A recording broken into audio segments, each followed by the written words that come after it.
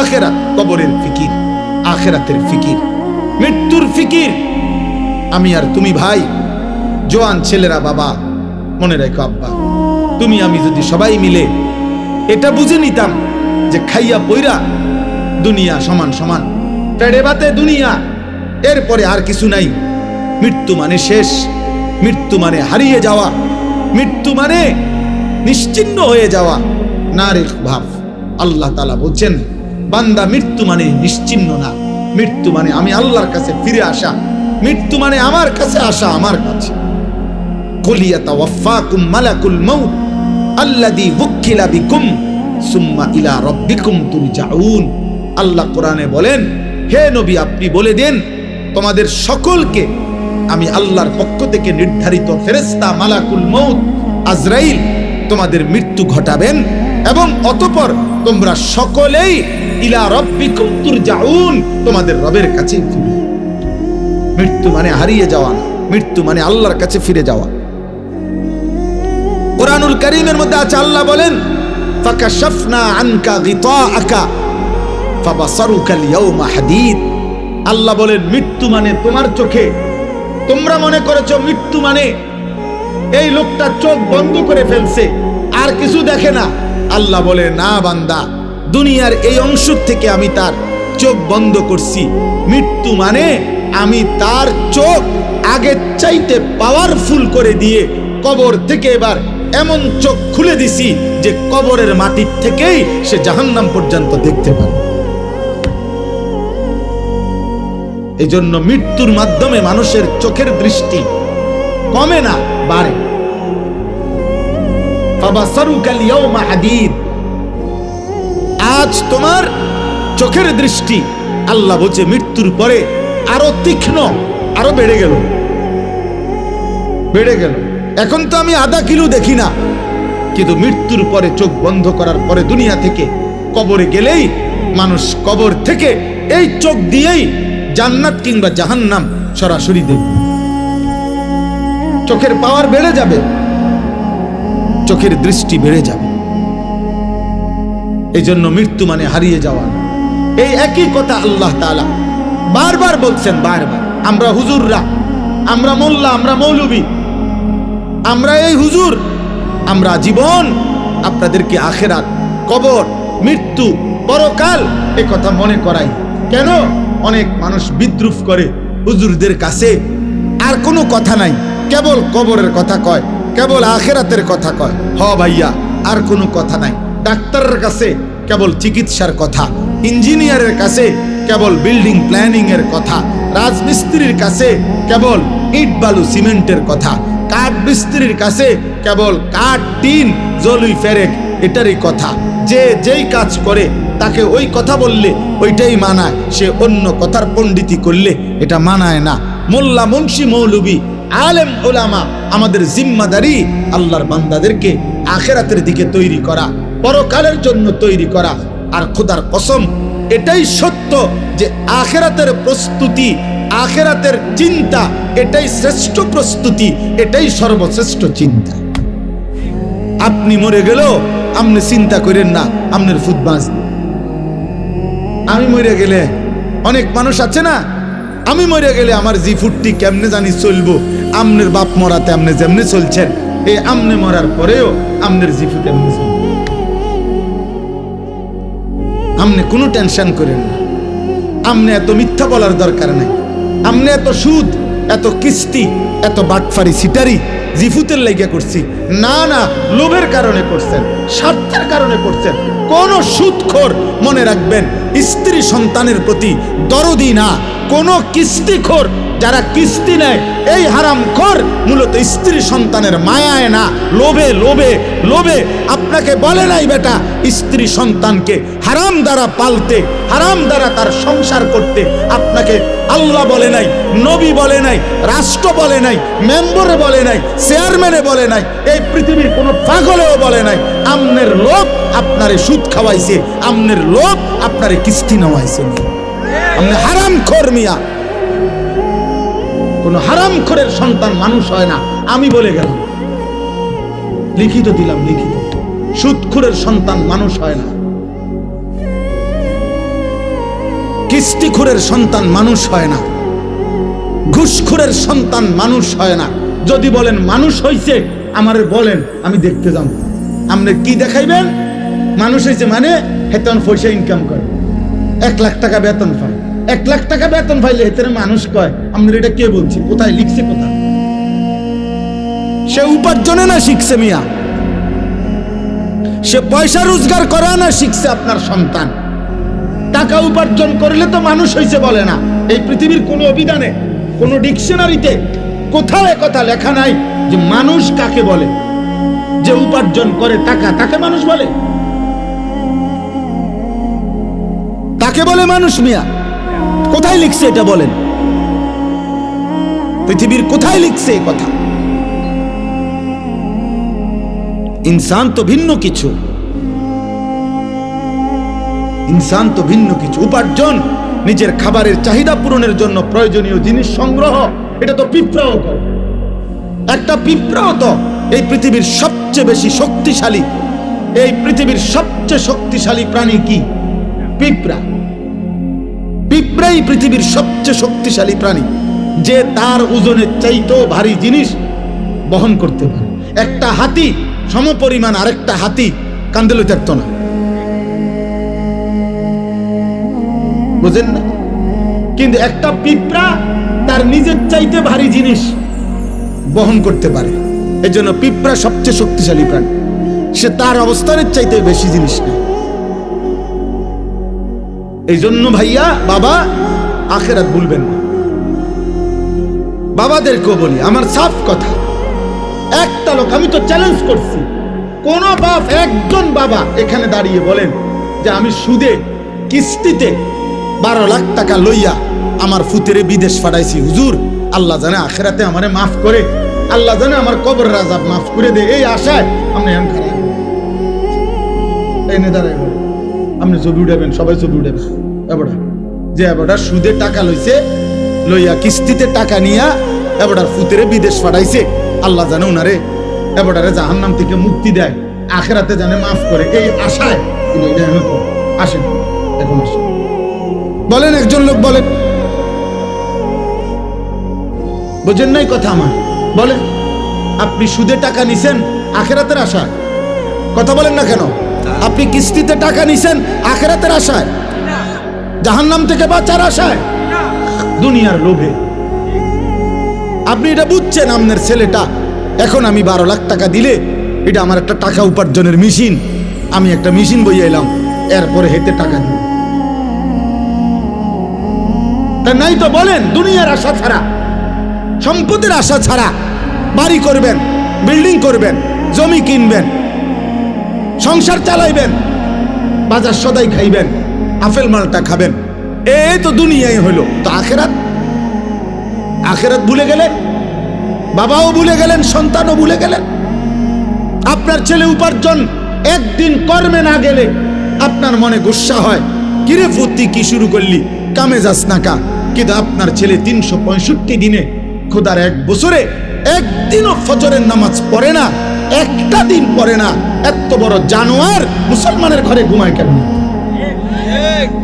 ওরে জিজ্ঞাসা করেন না, ওই ছেলেটাকে জিজ্ঞাসা করেন, তুই মানুষ না জানোয়ার? ওরে বলতে পারো। একদিনও তুমি 365 দিনে মুসলমানের ঘরে জন্ম নিয়ে তুমি একদিনও ফজরের নামাজ পড়বা না? তোমার আল্লাহ নাই, তোমারে কেউ বানায় নাই, তুমি মাটির তলের থেকে বাইরিছ, তুমি আসমান থেকে পড়ে গেছ, তোমার কোনো সৃষ্টিকর্তা নাই, তিনি তোমার কাছে কিছু চায় না। আস্তাগফিরুল্লাহ, আস্তাগফিরুল্লাহ। তাহলে একটা বাবা বেনামাজি সন্তান ঘুমায়, বেড়ার কোনো চিন্তাই নাই, ওনার কোনো ফিকিরে নাই, ওনার ফিকির শুধু টাকা, চাকরি, ব্যবসা, দোকানদারি, বিদেশ, পয়সা, এই জীবন। বলেন আব্বা, আখেরাত কেমনে ভুলে গেলেন? আখেরাত যদি ভুলেও যান তো আখেরাত হবে না?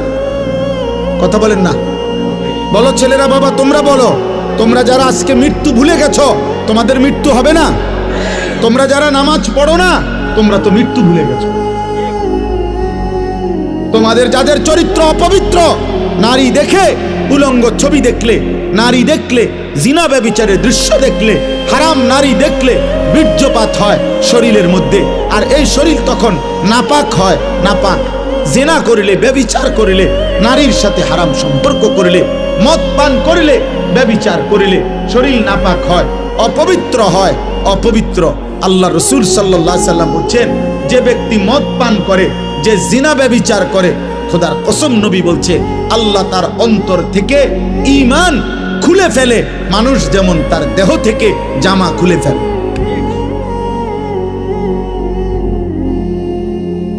মান জানা ওয়া শারিবাল খামরা নাযা আল্লাহু মিনহুল ঈমান কামা ইয়াখলাউল ইনসানু আল কামিসা মিন রাসিহি। ঈমান খুলে ফেলে বেটা। এই অবস্থায় যদি মৃত্যু হয় নাফরমান, মনে রেখো সে মৃত্যু কি মৃত্যু হবে। আল্লাহ রাসূল সাল্লাল্লাহু আলাইহি সাল্লাম বলেন, বুখারীর হাদিস, লা ইয়াজনি জানি হিনা ইয়াজনি ওয়া হুয়া মুমিন। কোন ব্যক্তি যখন জিনা করে, ব্যভিচার করে, কোন মেয়ের সাথে হারাম সম্পর্ক করে, খোদার কসম নবী বলছে সে মুমিন থাকে। লা ইয়াশরাবুল খামরা হিনা ইয়াশরাবু ওয়া হুয়া মুমিন। নবীজি বলছে যে নেশাখোর মদ পান করে, আল্লাহ রাসূল বলছে সে মুমিন থাকে না। লা ইয়াসরিকুস সারিকু হিনা ইয়াসরিকু ওয়া হুয়া মুমিন। আল্লাহর নবী বলেন যে চুরি করে, চুরি করে, আল্লাহর কসম নবী বলছে। আর চুরি শুধু নামওয়ালা চুরি না, যেখানেই আপনি কাউরে ওজনে কম দিলেন এটা চুরি না? কথা বলেন না কেন? রাষ্ট্রের সম্পদ যারা চুরি করে তারা চোর না? জনগণের সম্পদ যারা চুরি করে তারা চোর না? ভদ্রলোক, আপনি কথা তো শুদ্ধ কর। একেবারে স্যুট পরা, বুট পরা, একদম টাই টুই লাগানো, আপনি তো বাটপার। মিথ্যা কথা বলেন। আপনি তো এক খোঁচা দিয়ে 100 কোটি টাকা মেরে দিচ্ছেন, তাহলে আপনি তো শুদ্ধ চোর। আপনি তো কথা তো শুদ্ধ বলেন। এই জন্য বললাম আব্বা, দুইটা শব্দ ইংরেজি বলা, প্যান্ট পরা, স্যুট পরা, শুদ্ধ ভাষায় কথা বলা, টাকা পয়সা উপার্জন করা, এর নাম মানুষ না। মানুষ ভিন্ন কিছু, ইনসান ভিন্ন কিছু, ভিন্ন কিছু। যদি বলেন আপনাদের হুজুরদের মধ্যে তো এরকম অনেকের থাকতে পারে ত্রুটি, হ্যাঁ থাকতে পারে, আমি কি অস্বীকার করছি নাকি? হুজুর হিসাব দিবে না? কথা বলে না কেন? ইমাম সাহেব হিসাব দিতে হবে না? ইমাম সাহেব কি বেহেশত টেন্ডার লয়ে রয়েছে নাকি? তাইলে বক্তা সাহেব কি ব্যস্ত? আমি কি এখন ব্যস্ত থেকে আসছি? আমি ক্যান্টনমেন্ট থেকে আসছি, সাবের বাজার থেকে। হিসাব আমাকেও দিতে হবে, আপনাকেও দিতে হবে। এজন্য আমিও চেষ্টা করি, আপনিও চেষ্টা করবেন। আমি তো আল্লাহকে সাক্ষী রেখে বলতে পারি ইনশাআল্লাহ। আপনি বলেন, আমি বলি, আমি 5 ওয়াক্ত নামাজ আজকে জামাতের সাথে পড়ছি। আপনি দাঁড়ান, যুবক ভাই তোমরা তো বলো। এই জন্য একজন আরেকজনের কাঁধা ছোড়াছুরি করলে হবে না। আপনারও তো দোষ আছে না, আপনারও তো দোষ আছে, এ কথা বললে হবে না আব্বা। আপনার দোষ আমার দোষ প্রশ্ন না। আমাদের প্রত্যেকেই আল্লাহর সামনে যেতে হবে, আখিরাতে যেতে হবে। এই গুনাহ থেকে বাঁচতে হবে, গুনাহ থেকে বাঁচতে হবে। প্রতিটা গুনাহ বাবা, প্রতিটা গুনাহ, প্রতিটা পাপ, খোদার কসম আল্লাহর নবী বলছেন, ওয়া ইন্নাল ফুজুরা ইয়াহদি ইলান নার। নবীজি বলছেন, উম্মত প্রতিটা গুনাহ তোমাদেরকে জাহান্নামের দিকে টেনে নিয়ে যাবে। এই নারী ছবি, এই নাচ গান, এই অশ্লীলতা, এই বেহায়াপনা, এই অসভ্যতা, এই নোংরামি, এই মদ, জুয়া, সুদ, ঘুষ, কিস্তি, আমাদের মা বোনেদের বেপর্দা জিন্দিগি। আহা, আপনাদের ঘরে এখন আর আপনারা নিজ চোখে দেখা আপনাদের এক এক মেয়ে, আপনাদের বোন, আপনাদের কন্যা, আপনাদের স্ত্রী বেসামাল, বেসামাল, মন মতো পোশাক পরে, মন মতো জামা গায়ে দেয়, কত রঙে, কত ডিজাইনে, কত ঢঙ্গে সাজে, রাস্তায় রাস্তায় ঘুরে, বাজারে মার্কেটে প্রতিনিয়ত ঘুরতে থাকে। আহারে, বাপ কোথায়, স্বামী কোথায়, ভাই কোথায়, আত্মীয় কোথায়, অভিভাবক কোথায়? তোমাদের যুব, পিছনে তাকায় না, পিছনে তাকাবা না। তোমাদের একটা একটা ছেলেকে আমি বলি, বাবা তোমরা এই সমাজের ছেলে, আমার কথা মনে রাখো। তোমরা যেভাবে আজকে নামাজ ছাড়া এই মোবাইলে আসক্ত হয়ে তোমরা যেভাবে নারী ছবি আসক্ত হয়ে গেছ, তোমাদের আগামী 10 বছর পরে আল্লাহ চাহে তো হায়াত দিলে, আজকে তোমাদের যাদের বয়স 14, 16, 18, 20 বছর, তোমরা প্রত্যেকেই হারাম প্রেম তালাশ করছো, তোমরা প্রত্যেকেই কোনো না কোনো মেয়ের সাথে সম্পর্ক করতে চাচ্ছ, তোমরা নামাজ ছেড়ে দিচ্ছ। আমার আব্বা মনে রাখো, আগামী 10 বছর পরে, আগামী 15 বছর পরে হতে পারে তোমাদের তখন বিয়ের প্রয়োজন হবে, তোমার বোনেরও বিয়ে দিতে হবে, তোমারও বিয়ে করতে হবে। পবিত্র স্বামী তোমার বোনের জন্য একটা নেককার পবিত্র ছেলে কই বাবা, তোমার জন্য একটা চরিত্রবান মেয়ে কই পাইবা? তোমরাই তো তোমাদের সমাজ শেষ করে দিচ্ছ। আমার কথা হাসি দিয়ে উড়াই দিও না, একজনও ভাইবা, একজন। তোমার সমাজ তো তুমি। তোমার যদি কোনোদিন এক ওয়াক্ত নামাজ পড়তে মন না চায়, তো তোমার সমাজের বাকি ছেলেদের কি অবস্থা? তুমি যদি দিবানিশি নারী ছবি দেখো, তোমার যদি সারাক্ষণ মোবাইলে উলঙ্গ ছবি দেখতে মন চায়, তোমার স্ত্রী যে হবে তার চরিত্র কি হবে? রাবেয়া বস্রী। তোমার বোনের যে স্বামী হবে, ওর চরিত্র কি হবে? ও কোত্থেকে আসবে? ও তো আলগা গ্রহ থেকে, মঙ্গল গ্রহ থেকে আসবে না। ও তো এই সমাজেরই বেড়ে ওঠা মানুষ, ও তো এই সমাজের বেড়ে ওঠা মানুষ। আমরা এখন নিজেরা বুঝি, ছোটবেলায় মাদ্রাসায় আমরাও পড়ালেখা করছি বাবা, আর এখন আমরা মাদ্রাসায় পড়াই বাচ্চাদেরকে। খুব কষ্ট হয়, বেশি কষ্ট হয় বাচ্চাদেরকে এখন পড়াইতে। কেন? একটা বাচ্চা আপনার তার বাড়িতে গেলে তার চারিদিকে তার বাড়ির চাচাতো ভাই, মামাতো ভাই, ফুফাতো ভাই, জ্যাঠাতো ভাই, খালাতো ভাই, আপন বড় ভাই, আপন মা, আপন বোন, প্রত্যেকের হাতে দেখে একটা একটা বড় মোবাইল। সবাই ছবি তুলতেছে, ভিডিও করতেছে, সবাই আপনার নাটক দেখতেছে। এর মাঝখানে এই একটা ছেলে, সে তখন নিজের বড় অসহায় মনে করে যে আরে আমার মন মাদ্রাসায় পড়ার কারণে আমারে বন্দি করে রাখছে, আমারে জেলখানা দিয়ে রাখছে, আমারে আবদ্ধ করে রাখছে, আমার জীবনের কোনো সুখ নাই, আনন্দ নাই, আমার কোনো উল্লাস নাই।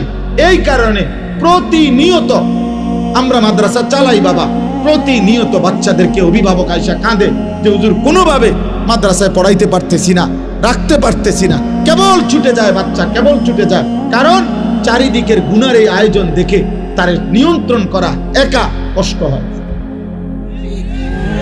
তুমি বলো বাবা, তুমি বলো, বুঝতে দেখো, বুঝতে দেখো।